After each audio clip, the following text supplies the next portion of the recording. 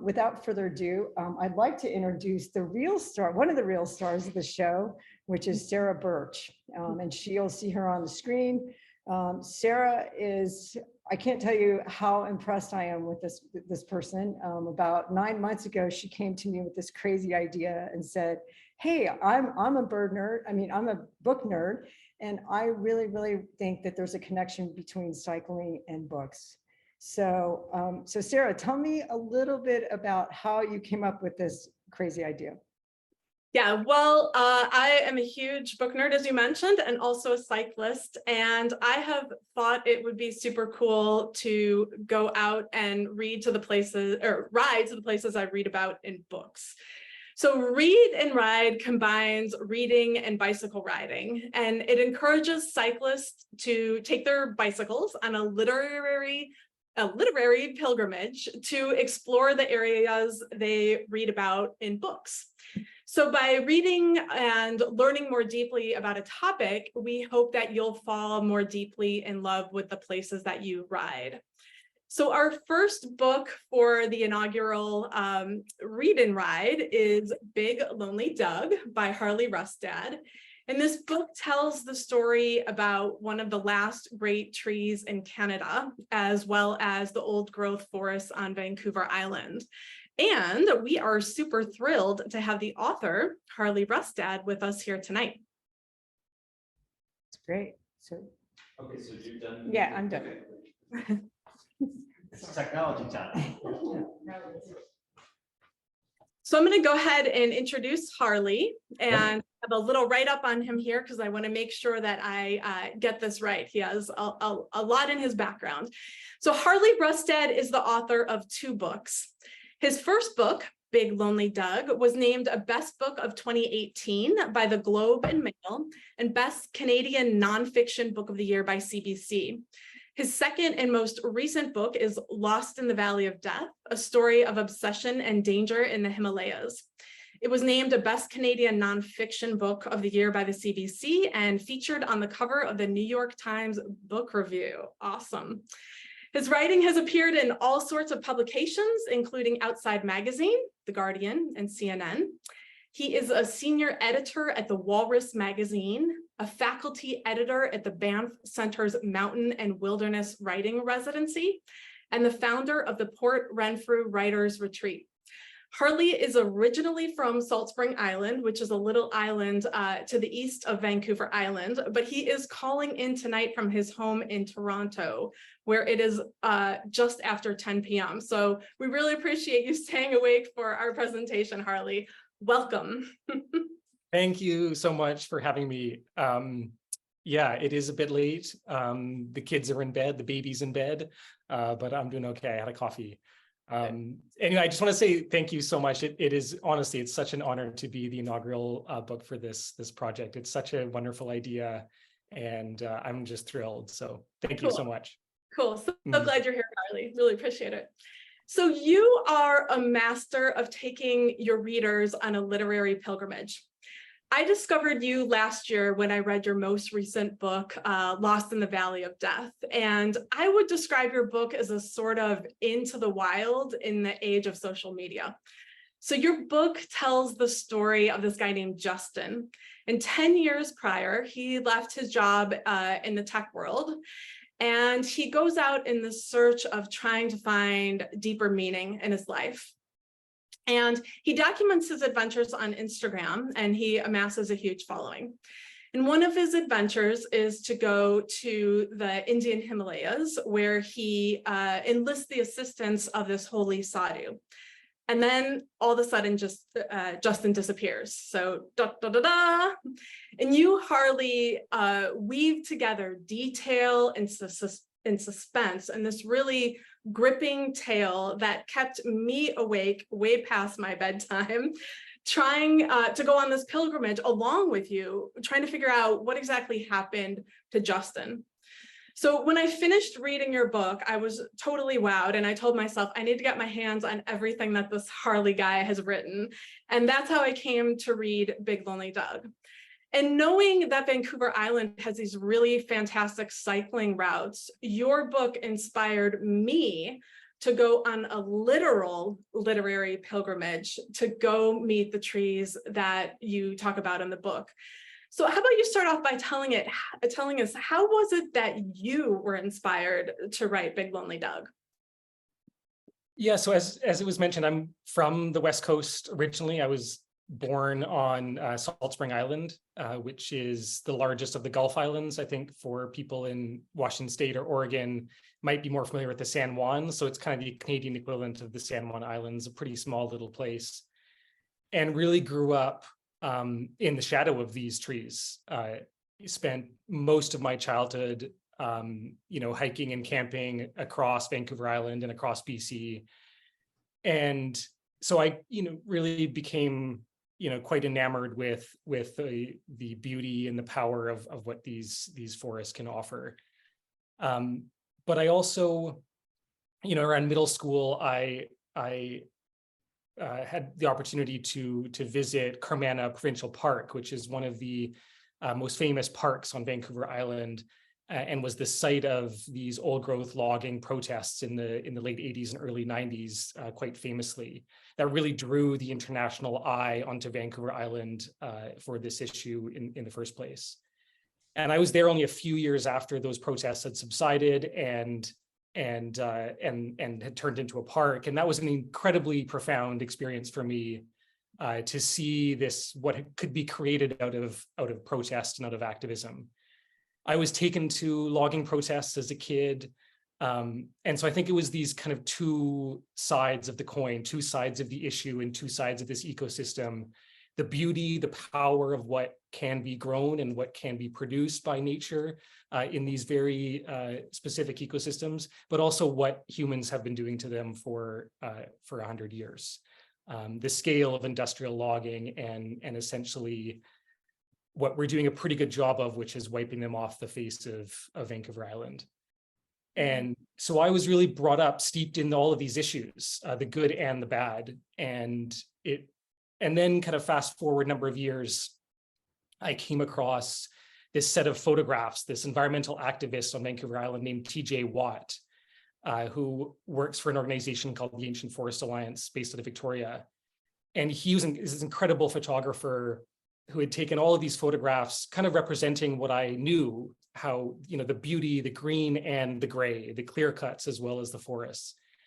And I remember going into a pitch meeting at the magazine where I work, and I was kind of presenting a short profile of him or a photo essay focusing on his work. And I could see people kind of their eyes glazed over. We've heard this story before, all that kind of stuff. And there's one photograph that he had taken that I turned everyone's attention to, and that was a picture of Big Lonely Doug. And it was something that when I first came across it, I had never seen before. It was in a single frame, in a single photograph, it just encapsulated this entire issue. This 20-story tall tree, Douglas fir, that was standing alone in the middle of a clear cut, in the middle of devastation around it. And to me, that said something unlike any other photograph, any other experience I'd had on the West Coast. And my kind of story brain started going. Not only was this kind of a fascinating issue, this symbol that could speak to an issue, but I had a lot of questions that came from that. And the first one was, well, somebody must have saved that tree. Somebody must have stood before that tree and said no. And most likely that person was a timber worker, somebody who worked in the logging industry, as these people who are often the last people to see these forests still standing. And to me, that was conflict, that was an issue there. You have one person doing one deed that ultimately creates this massive, profound scene. And so I set about to find this logger. I eventually tracked him down and interviewed him for an article that eventually became the book. So it's very personal. This whole journey for me has been from a young kid growing up in these forests to now sitting in front of you and talking about this book I wrote about it. Yeah. It's a really challenging topic because there are so many competing interests, and each of those competing interests values the trees differently. You know, you have the loggers, you have the activists, you have the First Nations, you have the business side in the community of Port Renfrew. So who is the audience of your book, and how did you go about balancing, because you do such a delicate job of balancing all the competing interests, how did you go about balancing those interests given your audience? It may be I mean, now you know where I'm from. I'm from kind of a hippie island on the West Coast that it makes no secret of being fairly left-leaning and very green. And I don't hide behind that. You know, it's no secret about what I think about this issue, but I didn't want to write a book that kind of presented the issue in a very familiar way to a lot of people who are already convinced of what needs to be done, what's terrible that's happening. And you know, I didn't want to kind of scream green from page one. And what that meant is stepping into this issue with a little bit more of a clear head and listening, doing a lot of listening, not just to the voices that are the loudest, which often can be just the environmental activists, but also trying to understand the logger's perspective, and really to try to get in the head of Dennis Cronin, who is the timber worker who saved Big Lonely Doug, what became Big Lonely Doug, to try to understand his history, his work as somebody who spent his entire career devoted to taking these trees down. And in the end, right before he retired, saved one of the biggest trees in Canada. And so I wanted to hear that perspective. I wanted to hear what it's like to cut down a 1,000-year-old tree and hear that fall. I wanted to hear the you know, higher ups at these companies and what they saw as the future of the timber industry in British Columbia. This industry that is in serious decline. And I really, really wanted to hear the First Nations, the Indigenous perspective on this issue, because it is a very complicated one, and it is not one that can be summarized simply, and it's not one that can be painted by one perspective. And so that was my goal, is there's already a subset of this country of North America that already knows this issue, is familiar with it, and cares deeply about it. I wanted to write to people who didn't know about the issue, who needed something like what I hoped was kind of a captivating story of an anti-hero, somebody doing something you wouldn't necessarily expect, creating this monolith, creating this symbol, and intentionally to bring people who might not otherwise come into this issue to try to educate them or you know, enlighten them, you know, in this issue. So that was probably my most thought over issue in writing this book, was making sure that I hopefully got that balance right among perspectives and yeah. Yeah, for sure. For sure. You know, I visited the island last month to ride all the routes that we're including in our program, and I was surprised to see this book, people carrying it around. It was like the Bible of Port Renfrew. And so clearly your book has inspired people. And I'm curious, from your perspective, how has Big Lonely Doug impacted both ecotourism as well as the environmental movement? Yeah, I mean, it's a great question. I think it has enormously inspired and changed ecotourism in that region. You know, Port Renfrew was a place that it's this tiny little, you know, enclave of a town. It used to have a couple thousand people, you know, 100 years ago, and it's now maybe about 300 full-time residents. But it was a town that was always 100% devoted to timber. It shipped out trees and logs to southern Vancouver Island and abroad and down to the US and across to Vancouver.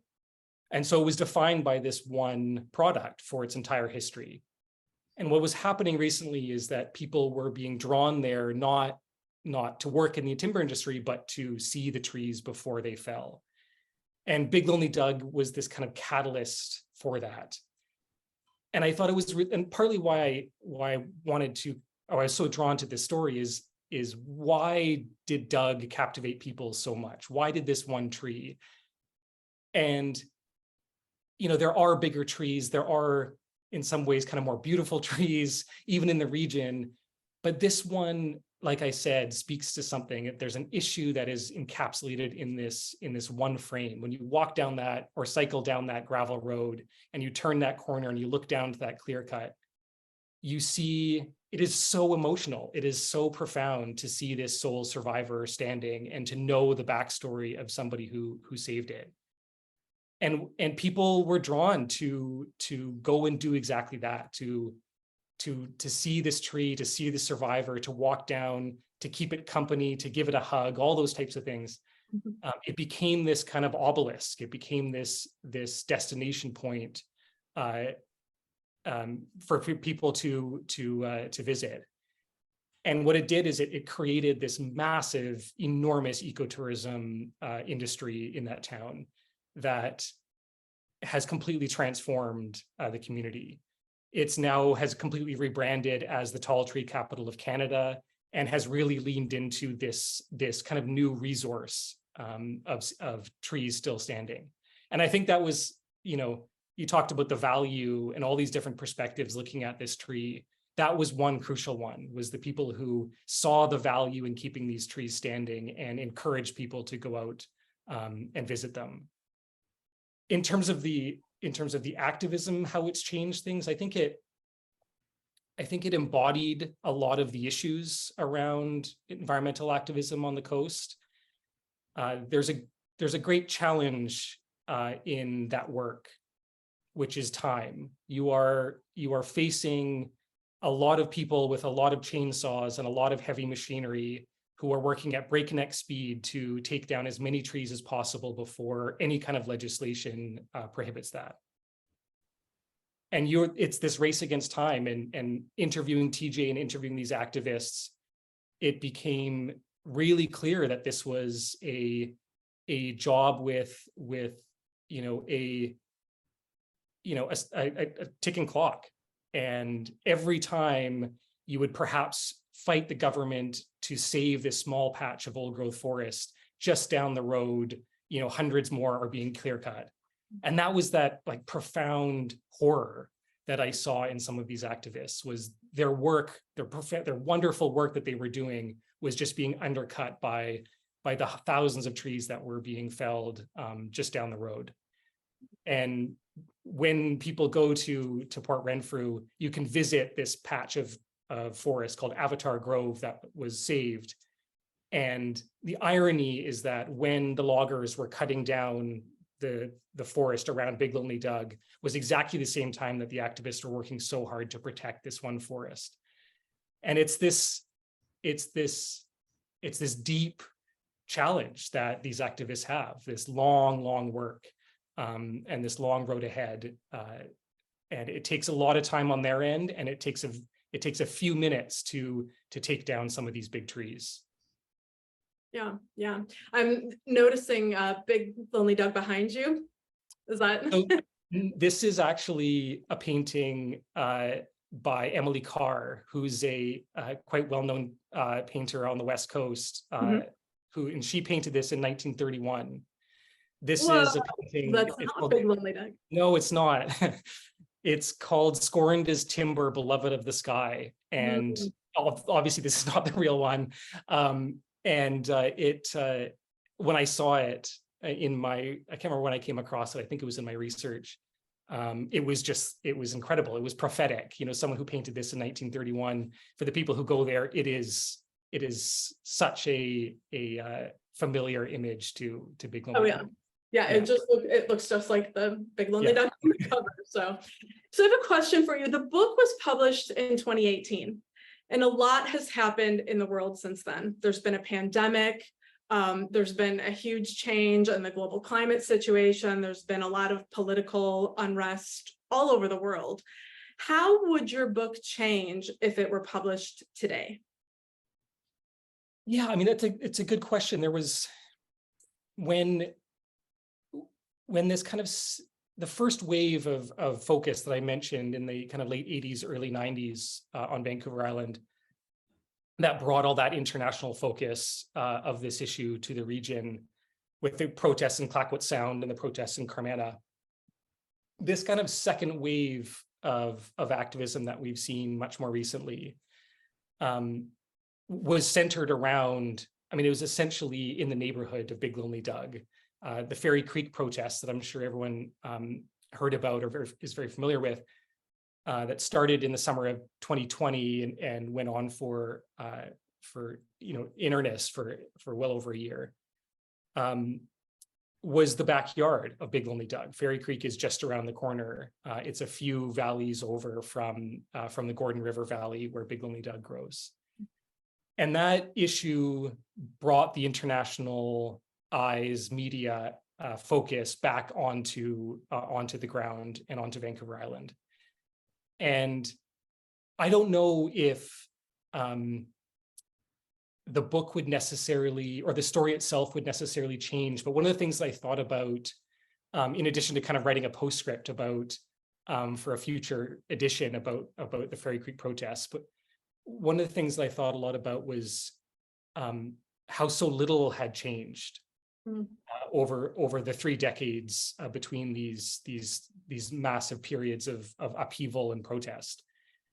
The same tactics were being employed, the same lines in the logging road sand were being drawn, the same language was being used. And I think it really struck me that so much can change on the ground. So many more forests can disappear. And yet the way we talk about them can stay largely the same.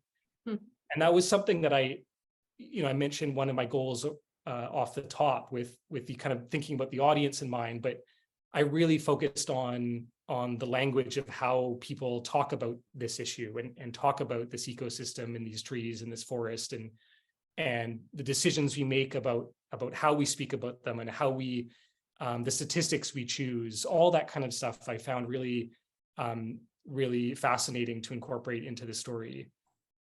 And that was one of the more kind of disheartening things, was the realization that as much as we may, I don't want to get too depressing here, but as much as we think we've moved and pushed the needle on this issue and stood up and fought back and protested, very, very little behind the scenes has changed. The decline of old growth has only accelerated on Vancouver Island. The decline of old growth, like the rate of the speed of the cut has only accelerated. And we're now down to kind of these last tiny little pockets of that highly productive old growth forest where the biggest trees grow on the entire island. And that was a disheartening realization for me. And I think there is a lot of hope here. I think there's a lot of incredible work being done still. But that was a big thing that the past few years made me realize. Yeah, really interesting. We interviewed the photographer TJ Watt for a podcast for this program, and he talked about the importance of capturing the beauty of the trees and the sadness and not focusing so much on the doom and gloom, but realizing it's this juxtaposition of emotions and there's a tricky balance between them all. So so I hear that well. One of the most incredible things about visiting Doug is not necessarily the tree itself and the clear cut, which has regrown, it was replanted after it was cut and it's regrown quite substantially. But it sits next to a patch of old growth that was initially named after the premier, the kind of not so well liked, not so pro old growth premier of British Columbia, in a way to draw her attention to the issue. It's now called Eden Grove.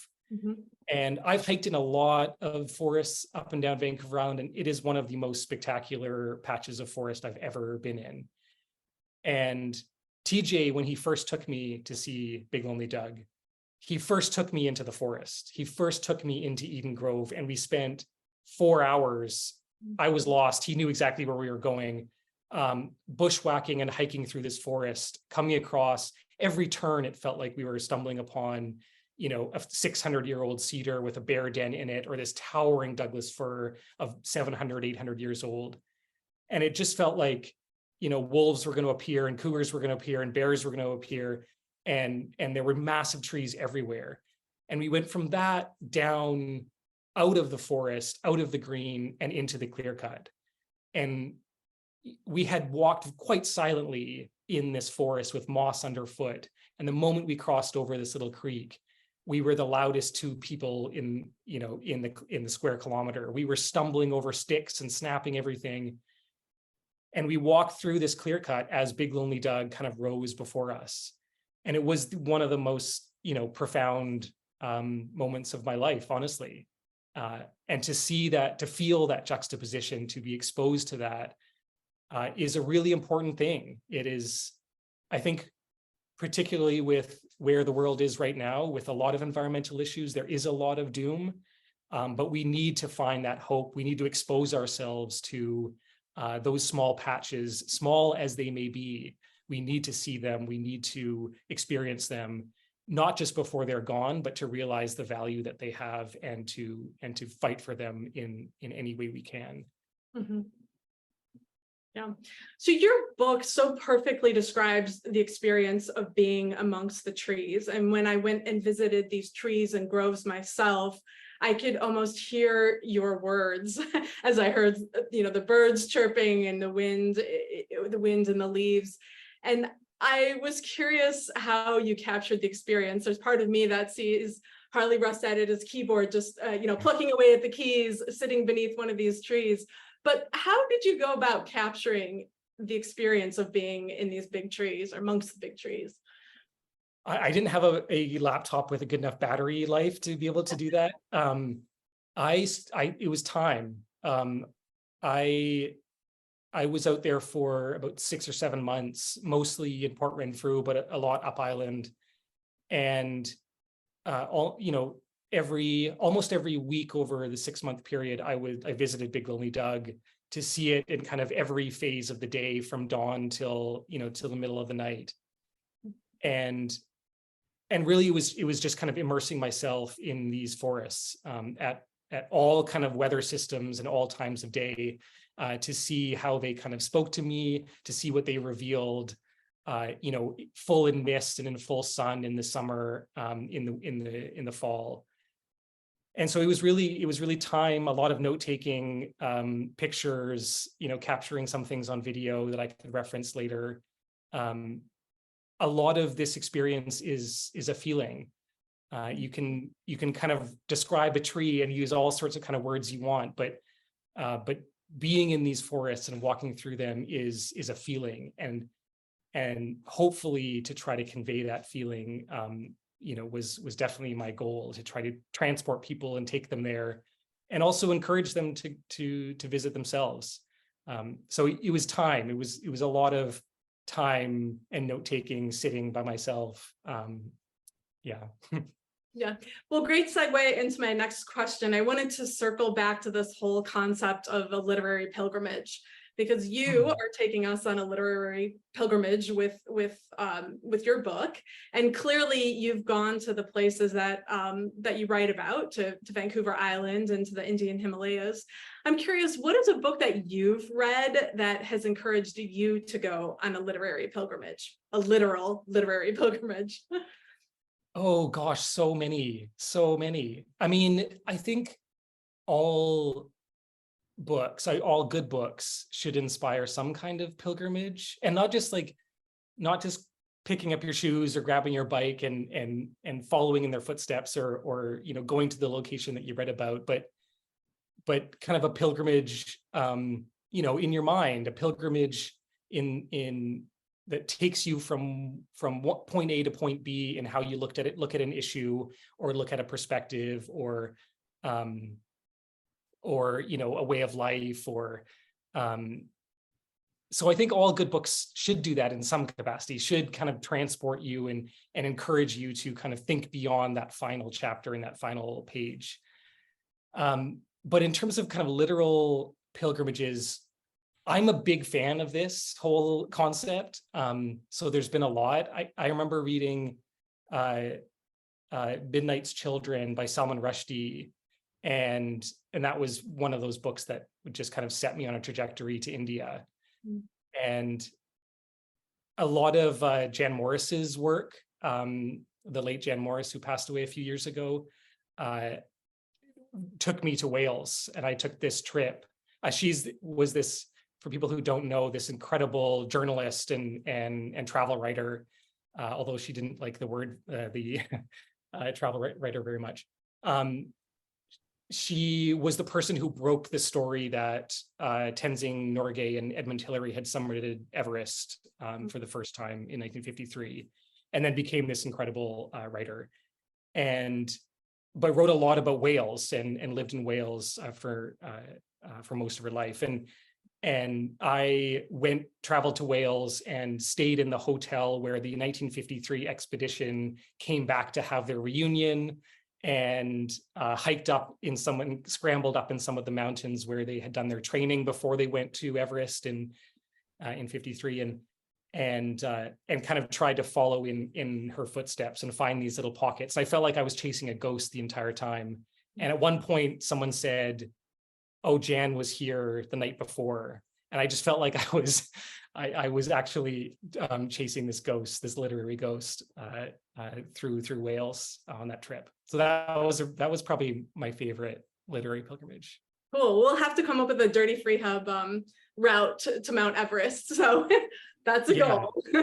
Wales might be easier. There's some great the scenery would be fantastic in both locations. So, well, one final question here. Your book introduced me to the word Brobdingnagian. And we're actually using it as a title for one of our read and ride routes. And we'll talk a little bit more about that word later on. But I'm curious, what is your favorite word? Do you have one? Oh, so I have this Excel spreadsheet where whenever I come across a word somewhere that I have to look up, or I don't really know what it is, or I'm curious about, and I end up really liking, I copy and paste it and the definition into this very long Excel spreadsheet with the hope of maybe one day I'll find a place for it in my work.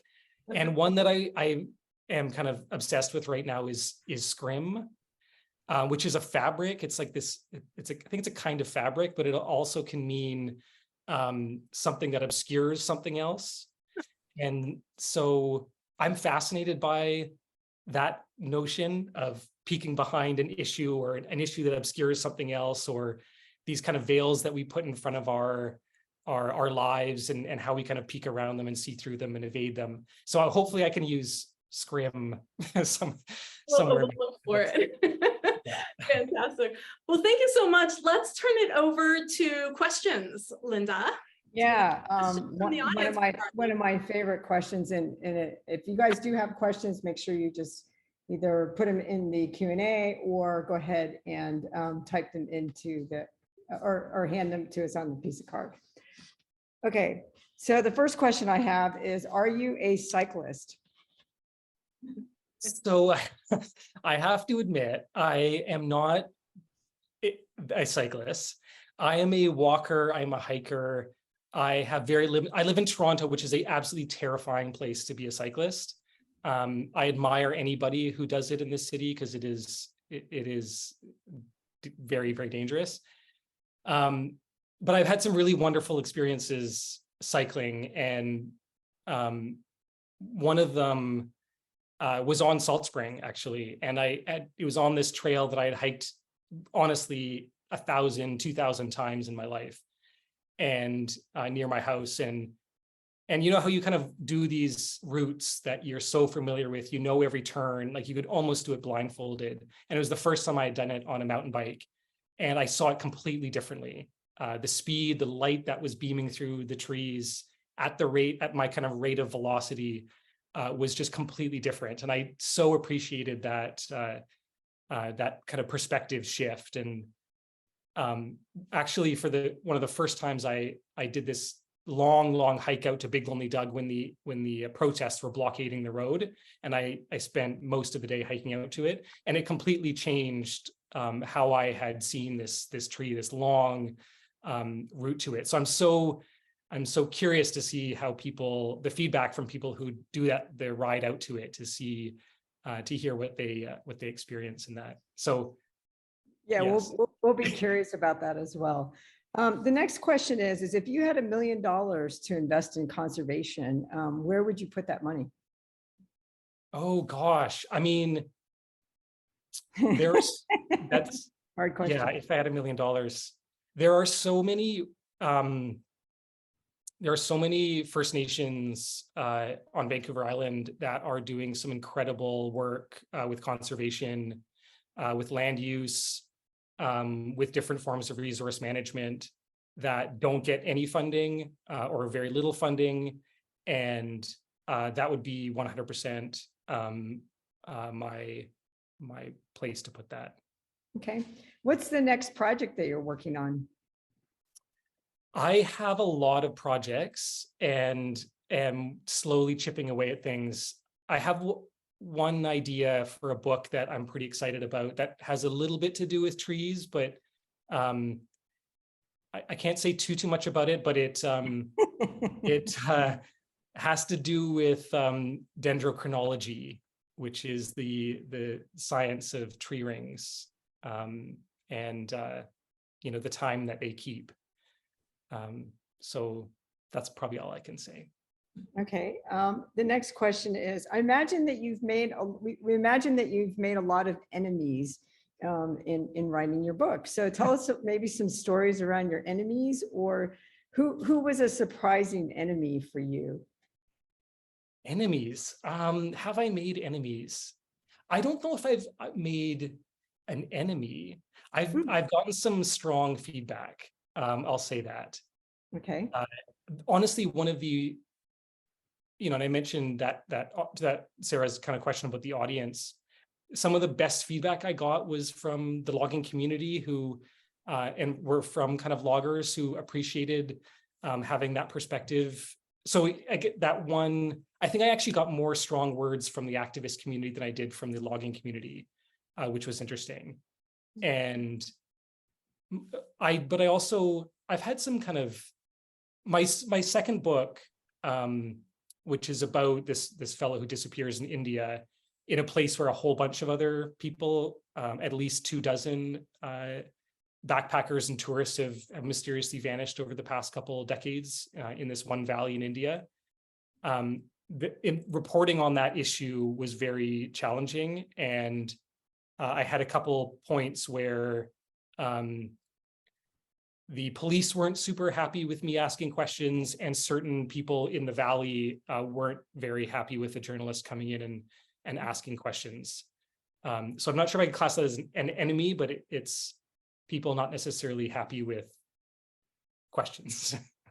Okay, and just one final question, which has to do with the fires up in Canada. So first up, our thoughts are with you in Canada, because I think everybody in the United States feels really bad about Canada. But so how are you thinking about these fires, and what's your do you have any comments that you wanted to say about the fires specifically?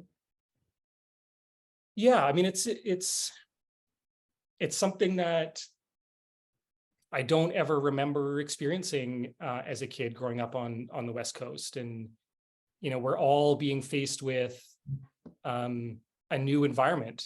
The images of, the smoke in Europe covering New York City, Toronto, from the fires in northern Quebec.